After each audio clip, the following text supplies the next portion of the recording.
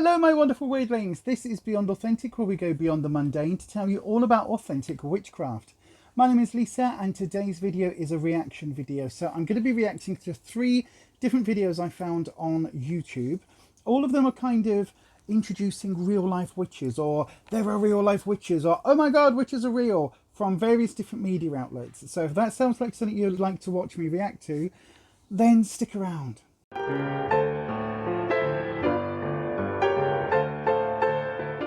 Okay, so the first video I found is by the BBC, and it's by BBC News, and it's called The Witches of Instagram. So this should be interesting. Okay, here we go then. Let's press play.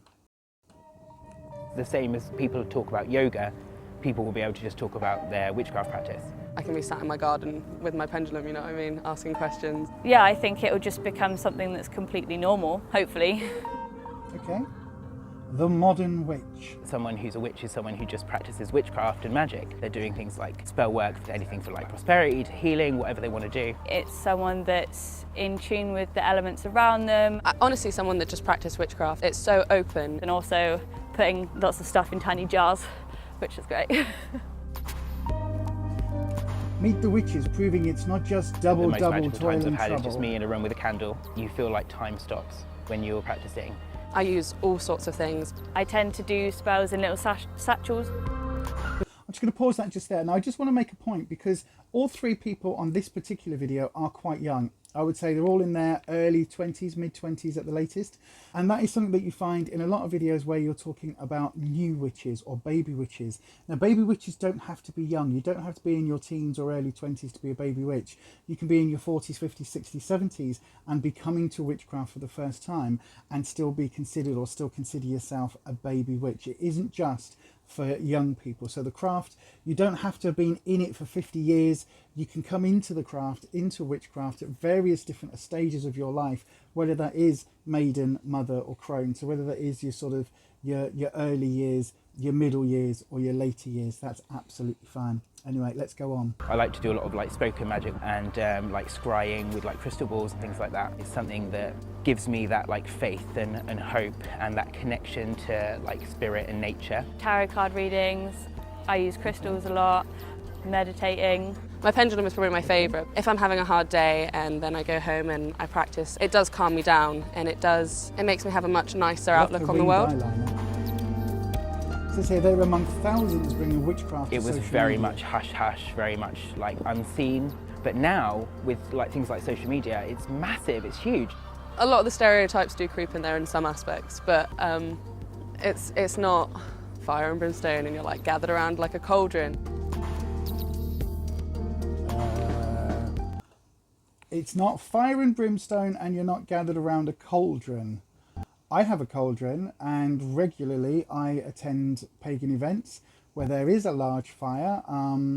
Brimstone not so much, because you know that sulphury smell isn't a very good thing, but cauldrons are still a part of witchcraft for me, and fire, so you know, bit dismissive so far, but okay, we'll go on. Because there are so many people putting their practice out there now, especially on Instagram, people are more accepting of it, like this generation especially. It can be there for anybody. People are really out and proud in terms of their like witchiness.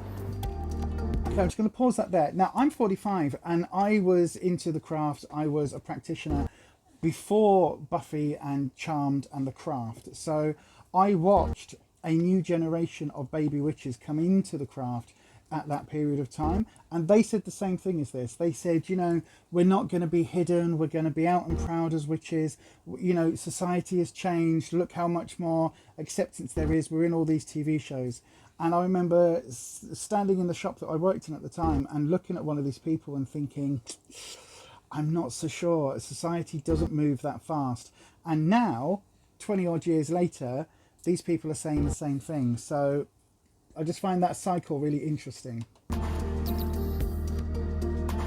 In this kind of world where everything is so stressful, I think it's something for people to turn to, and the fact that it's something you can just practice at home, you can just do it in your room. The kind of ease of it is really what's made it boom. More than 85,000 people in the UK registered as having... There's their phrase, alternative coming out of the religion broom in closet. 2011. It's very 50-50. on how people will react to it. Some people are very open to the idea and they'll accept it straight away, but some people have this idea that it's quite a satanic thing.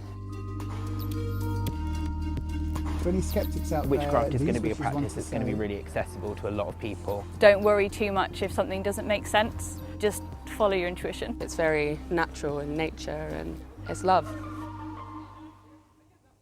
So actually, I don't think that was too bad. It was obviously made for either the website or as a throwaway package on the news.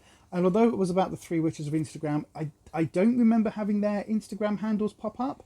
And I always find it interesting when they just take sort of younger people and focus on that. Now, they could have had some older people there. They could have done a much bigger package.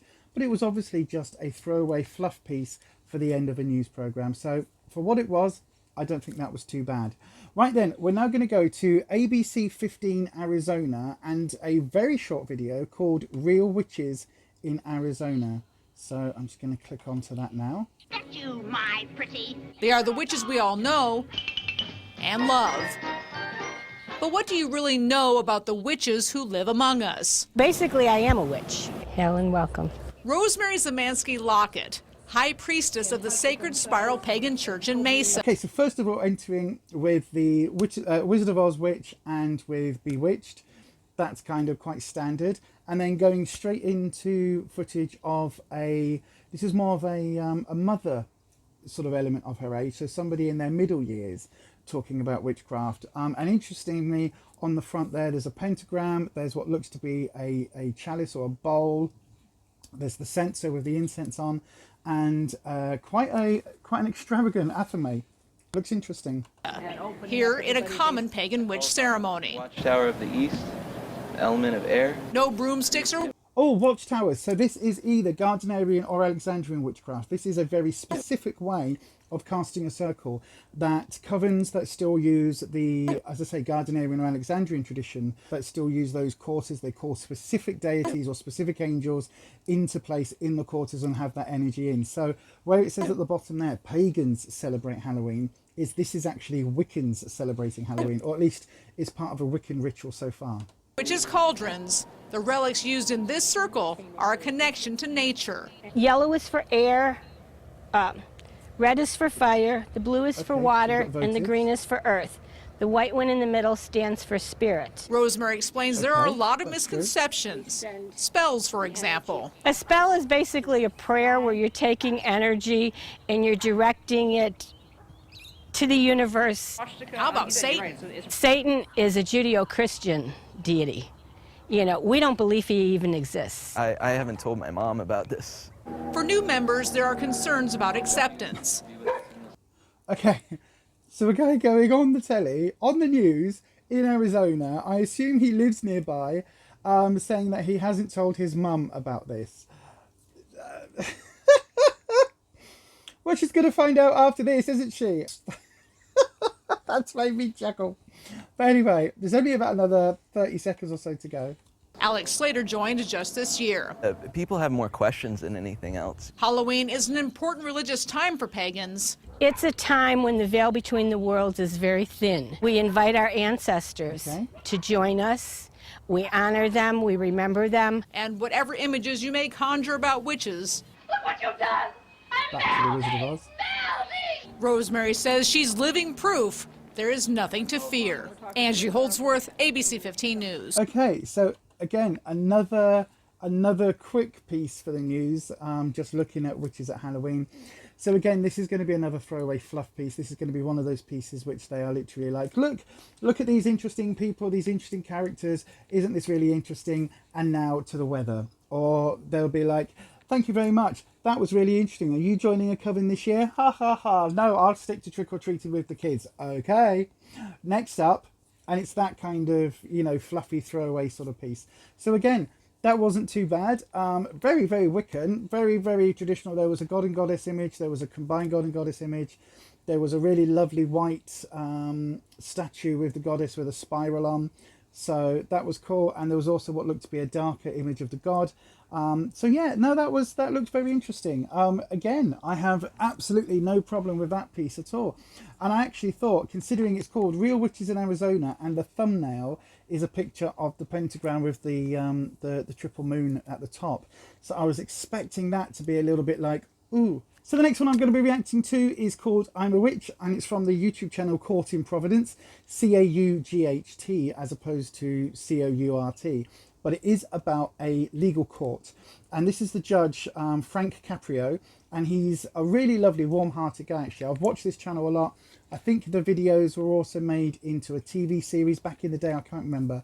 But he's a really lovely guy, and he mainly deals with like traffic offences and parking fines, you know, small claims type of things. That's what we normally see on the programme. And so this one's called I'm a Witch, and that's as much as I know about it. So then let's press play, shall we? Let me just make that full size.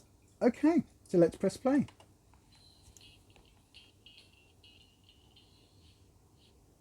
Linda Anderson. Good morning, Your Honor. Good morning, Linda. Is this a good morning for you? Yes, it is. It's a good morning. Bad girls wear Inspector black Quinn? on her hoodie. It's a good morning for Linda, right? I know Linda does very, very well, Inspector Quinn. You know how I know? She has 7 different registrations. Wow. 7. Mm-hmm. Right? You're not a car dealer, are you? No, Okay. I have an ex-husband. You have an ex-husband? Uh-huh. Oh. His I know tickets. the story. Don't even start, okay? Yep, because you saw me All right. about his Now, tickets. let me ask you a question. I know, to me, I'm looking at you, Inspector Quinn is looking at you. Inspector Quinn, does she look like a good girl to you? Yes. Looks like a good girl to me. And then you come in and you dispel that notion by wearing a shirt that says, Bad girls wear black. It's my Salem shirt. it's your what? Salem shirt. Salem shirt. Salem, Oh, Massachusetts, okay. the witch That's where the trials. witches were. Yes, it's my Salem shirt. Okay. What do you want to tell us about your Salem shirt? No, it's just the one I wear all the time. There's got to be a story behind it. There's no story behind it? I'm moving tomorrow to Houston, Texas. And so I'm spending as much time wearing all my Salem gear because I'm not going to get to go up there as often as I usually do. Oh, you visit Salem quite often? Once a month. Now, an awful lot of people don't know about Salem and the witches and the vampires, so tell us about it. There's not much to tell. We were wrongfully accused. Haha. All right, well, I know, as soon as I mentioned that you had 7 plates, you said you had an ex-husband, so tell us that story. That's in regards to these tickets. But this lovely one that I'm here for, in 2012, when I came out of my house on Charles Street, I noticed one of my plates was gone. I called the police. They came over. I don't know what in heaven's name he did with the report, because I've been trying to get a copy of the report. So the reason why I'm smiling is because I've been saying for years that the plate that was missing Stolen. was stolen. It was off my car. I haven't seen it, have nothing to do with it. I was at work. Here's my punch-in time for my job in Westboro and my job in Bellingham. So there's no way I was running a red light and speeding on Charles Street in Providence when I was at work in Bellingham. Oh, I With like her. those I like plates. her. I'm not quite sure about the Have you, witchcraft element so far, but Did you ever go to the registry and have that removed from your name? I have gone to the registry. I have gone to the city of Providence. I have been back and forth for years fighting this. And what was told yesterday, neck tattoo what I as was well. told That's yesterday really was, you filing a police report is your word that you're giving to the police. That's not saying that you don't still have that car or those tickets. What do you suggest she do, Inspector Quinn? She's going to Houston, so, Yep, well, I mean, But- she's but going to, it- she said she's going to the DMV. They should have gave her some documentation or something, but if not, what I recommend is she's here today, walk right over to the information window and file it today.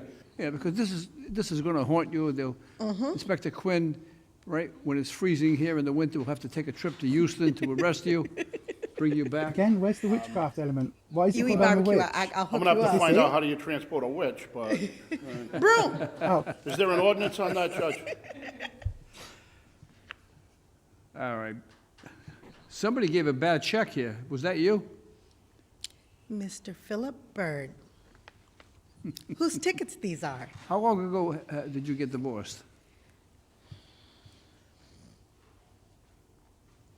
Not too long ago. Can't be What? 20 years ago? No, 2000, I think it was around 2013. 12 or 13 is when I finally called it quits and had enough. All right, the basic question is, before you leave, are there still witches in Salem? Yes. There are. Yes. That's why she goes once Have a you month. seen them? Yes, of course. And you communicate with them? Absolutely. Inspector Quinn? Here it We're is. still around. Based I on your would keep saying representation, which I find perfectly credible, all right? Madam, these cases are going to be dismissed. Thank We're not unfamiliar with situations. Did you have any good times with this guy, ever? None worth mentioning on record. Oh, I like her. See the cork on that Boy, note.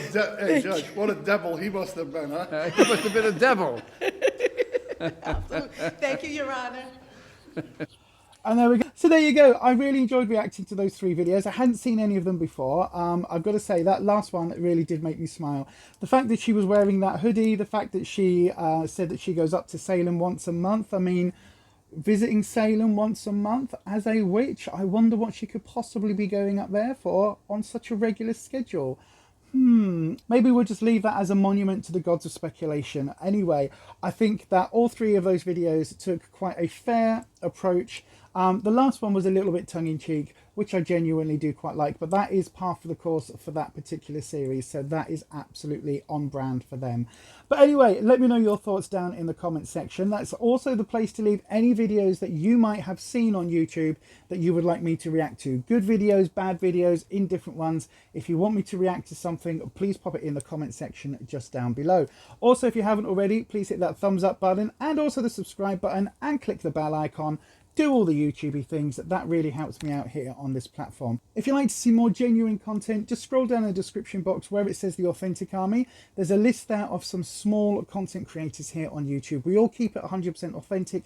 We all tell it as it is without worrying about that PR bias, that PR machine kicking in and taking us off any lists or any of that. So if that sounds like content you'd like to watch, please check out those channels just down below. But that is it for me today. And as I always say, stay you, stay weird, stay authentic, and I will see you next time. Bye-bye.